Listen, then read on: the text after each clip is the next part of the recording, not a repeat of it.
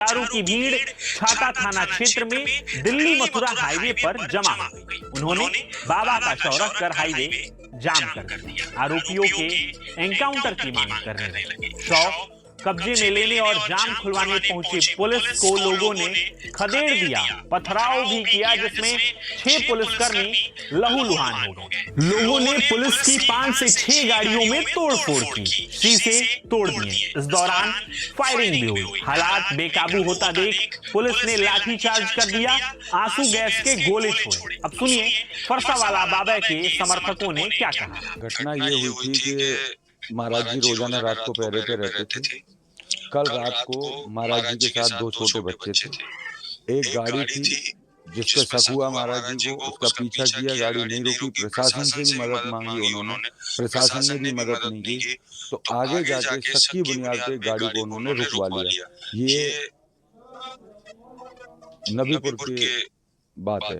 नबीपुर पे जाके गाड़ी रुकवाई। तो जब हमारी बात हुई थी 3:51 पे, उन्होंने हमें इन्फॉर्मेशन दी थी कि एक गाड़ी है जो छाता की तरफ आ रही है। हम छाता में थे, महाराज जी कोसी थे। छाता की तरफ गाड़ी आने की सूचना मिलते ही हम छाता में, हमने छाता को लॉक किया। छाता लॉक करने के बाद तुरंत जस्ट 8 मिनट हमारे बाद कॉल आई है कि महाराज जी का एक्सीडेंट हुआ है। जिस गाड़ी से एक्सीडेंट हुआ उस गाड़ी के दोनों ड्राइवर मोमडन हैं और महाराज जी का जो चेहरा था वो सब कसाईयों की नजरों में खटकता था। प्रशासन और शासन या तो खुद एक्शन ले, नहीं तो हम गौरक्षक एक्शन लेने के लिए तैयार हैं। हमारे गुरुजी की जिस तरीके से निर्मम हत्या इन्होंने की है, कसाईयों हम छोड़ेंगे नहीं। अंतो पंडित नामे बामन वेद कसाई ना जाने तीर पर आई। वो मार मारूंगा, गुरु तो गया पर अभी चेला जिंदा है। खोद खोद के ना घरों में से निकाल निकाल के मारूंगा। या तो प्रशासन करे इस काम को, अगर प्रशासन नहीं करेगा तो कम से कम महाराज जी के साथ 10,000 युवा खड़ा है। प्रशासन कितनों को जेल भेजेगा, कितनों पे प्रशासन लाठीचार्ज करेगा, कितनों पे प्रशासन एनडीपीएस लगाएगा, कितनों पे प्रशासन 302 के मुकदमा लगाएगा। हम छाती चौड़ी करके कहते हैं कि प्रशासन हम पे मुकदमा लगा, हम मुकदमा लगाएंगे, अपने ऊपर लेंगे। गाय नहीं थी उन गाड़ियों में, शक की बुनियाद जो गाड़ी में गाय थी, जिसके लिए पुलिस को बोला गया कि इस गाड़ी में गाय है, पुलिस ने उस गाड़ी को नहीं रोका। पुलिस की जान पूछ के कोसी से कम हफ्ते में रोजाना 3 गाड़ी निकलती हैं। कोटवन चौकी के इंचार्ज की मिली भगत है।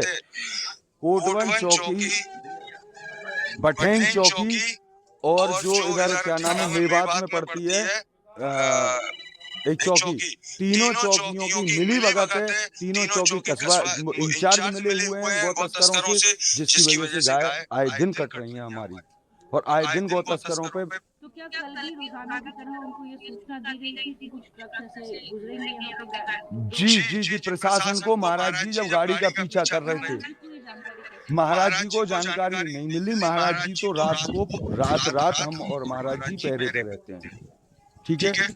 जब गाड़ी पे जब हमको शक होता है तो उस गाड़ी को हम रुकवाते हैं।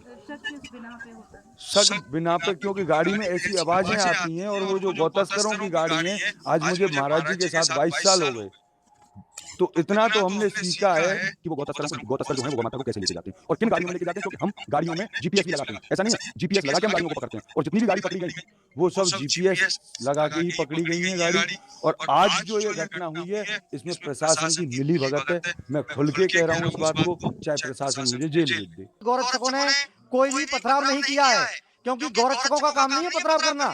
गौरक्षकों का काम है प्रशासन के साथ रह के, प्रशासन के कंधे से कंधा मिलाकर गायों की रक्षा करना। गौरक्षकों का काम पत्थर मारना नहीं है। पत्थर मारना तो विधर्मियों का काम है, क्योंकि हम तो हमारे बेहतर सबके हाथ में ईंट और पत्थर। तो ये कार्य उन लोगों का है और वो लोग इन गौरक्षकों को बदनाम करने के लिए उन्होंने 40 से 50 मोमडनों के लड़के वहां मौजूद थे। मैडम ये हम बता रहे हैं। हमने 2 बंदे लगा रखे पुल के नीचे कि आप यहाँ पर हो, हम दूसरी जगह पे जा रहे हैं। तो उन लोगों ने कहा ये कंटेनर लेकर के जा रहा है, छाता की तरफ जा रहा है। तो महाराज जी को तुरंत सूचना मिली, तुरंत आए उनके साथ। तो वो छाता की तरफ ले गया, छाता की तरफ से छाता पुल पार करते हैं वो कोसी तरफ दोबारा मोड़ दी उसने। दोबारा मोड़ के उधर ले गया वो। महाराज जी बाइक में चला रहा था। जैसे बाइक यहाँ पे खड़ी कर दी, इतने लिए आना रोड पे, बाइक मैंने यहाँ पे खड़ी कर दी है, कंटेनर यहाँ पे खड़ा है, कंटेनर के पास महाराज जी यहाँ पे और मैं हूँ यहाँ पर, और दूसरा कंटेनर जो टक्कर मारी है वो बीच लाइन में चल रहा है, और जैसे महाराज जी देखे उसने वो महाराज जी की तरफ ही आ गया है। महाराज जी को सिर्फ थोड़ा सा मौका मुझे बताने को मिल गया, धक्का मार दिया मुझमें और कुछ नहीं किया। मैं महाराज जी के बगल में खड़ा था, ये बात है। उस ट्रक में आपने गाय वगैरह देखी थी?